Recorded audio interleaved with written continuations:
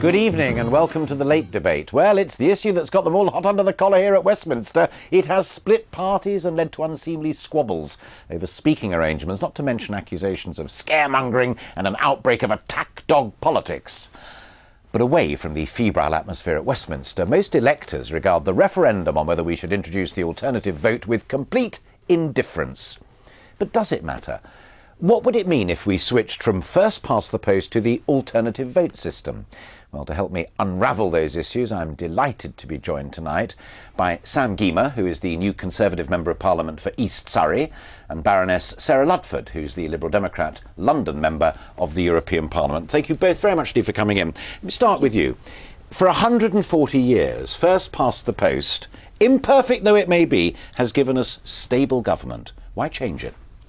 I don't think that's true. I think first past the post is now a broken system. It might have suited the 1950s when about 9 out of 10 people voted for one of two parties, but now that is no longer the case. Voters want more choice, they want more influence, they want more power on what happens in politics.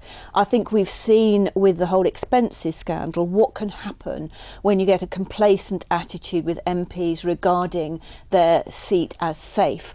And remember that, most of our MPs are not elected with half the support in their constituency, and many on only a third. In fact, I know one MP who was once elected on 26% of the vote in his constituency. In London, 60% of our MPs do not have the majority of their constituents backing them, and yet they claim to speak for their constituents. Lots there in the first excellent answer, and I'm going to pick out some of the various bits and pieces as we go through the next few minutes, but let me pick out the key one that Sarah makes, Sam, and that is, for an awful lot of men and women who have cast their vote, they see a system that means, in effect, it just doesn't matter. That's wrong.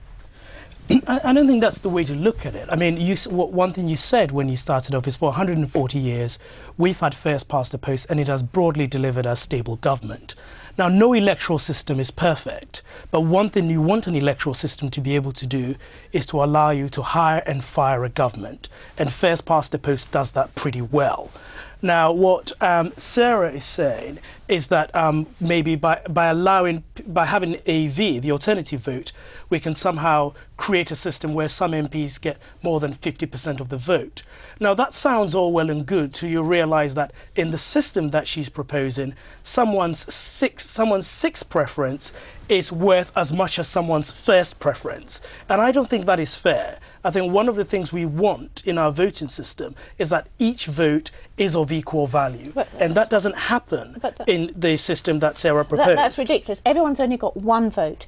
If I put someone, a candidate first preference and they don't get elected, that vote goes to elect somebody else. It's only one vote. It's like if I go to the fish and chip shop and they're out of cod and chips, I choose place and chips, but I only eat one meal. You know, it's one vote and everybody has one vote. At the moment, under first past the post, some voters elect an MP, 70% of people often in a constituency are completely unrepresented. Let me you come back on that, but let me throw in, before you come back on that specific point, one of the other points that Sarah made, and I've read it in lots of places, where, so, you know, I mean, it is in common currency, and that is back in the 50s. I think there was a particular example. I think there was an election in the 50s where 90% plus of people either voted Labour or Conservative. You know, in the last general election, it was around about 60%. So that means it's a big chunk who cast their vote but still feel they're not part of the game.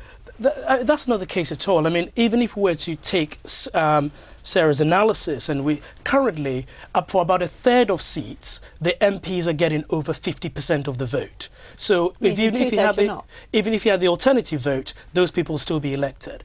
For another it's about 74 seats, the MPs are 20% ahead of the next person, which means that AV doesn't change anything. So in both cases, we're looking at the small number of marginal seats and what happens there.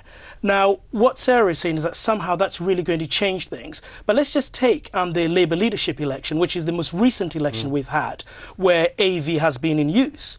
You could have voted for Dan Abbott as your first preference and David Miliband as your final preference, but Ed Miliband as your final preference, but that final preference was worth as much as someone who only voted for David Miliband, which makes Ed Miliband the leader of the Labour Party, and that is not fair. It's quite a compelling example. He's losing me a bit, to be honest. But I mean, can I just pick up Sam's point about your sort of stable government?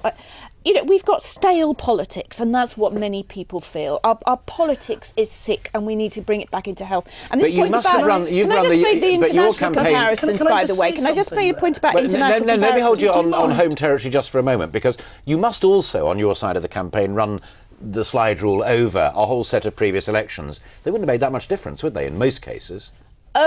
Maybe not, but that's not the point. The point is, then it becomes a kind of Pyrrhic victory, which is Sam's point. Let me just give you some international, because we don't know. Australia's a good one. Australia has had the alternative vote for 80 years, and it's only had 2 hung parliaments in all that time. Canada has also has compulsory voting. That's the key. Yeah, but I mean, did anyone go to prison if they don't vote? I mean, what gives people an incentive to go to the ballot box is whether their vote will count. In Canada has first past the post, and for the last 7 years they've had permanent hung parliament. So there's no automatic relationship between what kind of election system you have, and it's. It's not the point. The point is, does it empower the voter? Sam, can you make my voice count? Yeah, sure. I think it's a fallacy to say that somehow the expenses crisis and all that people don't like about politicians is going to be resolved by simply changing our voting system. Basically, what the Yes campaign have realised, as you started out, is many people don't really care about the referendum. So we know what we'll do. We'll make out that somehow it's got something to do with expenses. We'll make out it's got something to do with people's disgust of politicians. What people want to see from politicians is that they say what they mean and they do as they say, and that is not going to be changed simply by changing the voting system. Now, the second thing on hung parliaments, and this is something that's really important, I think, is that we are having this referendum because of an inter-party deal. 2% of the British public have said they're interested in electoral reform in the last 10 years. Had we not had that inter-party deal, we wouldn't be having this referendum. And one thing that is definitely going to happen once we have AV is that we are going to end up in a situation that is opposite to the one that Sarah says we're going to end up in, which is where politicians decide rather than the voters. The election is the beginning of the process rather than the end of the process. At the moment, if you vote on the first past the post, you know you're choosing a government, the crucial point about the coalition is, and bearing in mind he's a Conservative, so it was your leadership that agreed to that deal. Indeed. But in that deal, Sarah, you didn't even get what you really wanted. AV and Winston Churchill, who are any of us to disagree with the great man himself, it is the shoddiest version of electoral reform you could have ended up with. What Winston Churchill or indeed Nick Clegg think of this system, and the strength of the AV system is it goes with the grain of Britain, if you like. It's evolution, not revolution. It builds on this, what many people perceive as the strengths of first past the post, the constituency link, and a local MP. So is one of your key messages then, is one of your key messages to folk who will either vote or not vote in May in just a wee while's time, vote for AV now and it's a foot in the door? No, it's not. It stands for itself, because there's a lot of people who are supporting the Yes campaign who don't want a proportional system at all.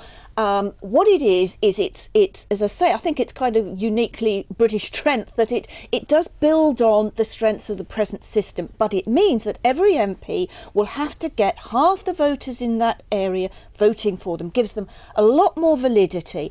And it's not true to say it's got nothing to do with the expenses scandal. I'm not saying it's going to magic wand over the whole of politics to change the voting system, but it will mean that MPs have to work that much harder to reach out to more voters. They can't just rely on a little narrow clique. They can't be complacent. They can't have a safe seat and have a job for life. That does take us back to a key point you were both talking about earlier on. In your own constituency, you took over from a previous Conservative member of Parliament. Know him well, good bloke. But you were never going to lose that. Under AV, you would have had to be absolutely sure that you'd persuaded at least 51% of the people to go along with you. I was voted with 56.7% of the vote. Now, I'll tell you what would happen under AV. is it doesn't mean politicians are going to try to persuade other people. You'd have what you have in Australia, where parties and party fixers try to game the system, and they send voting cards to people saying, if you want to get this person out here, vote this person 1, that person 2, that person 3.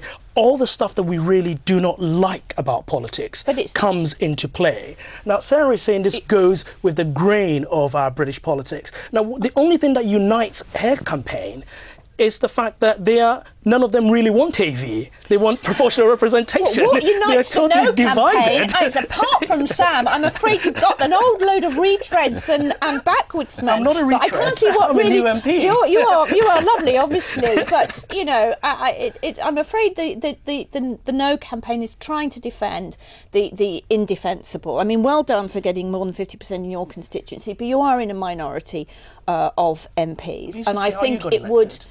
I got elected, but it's a completely different scenario.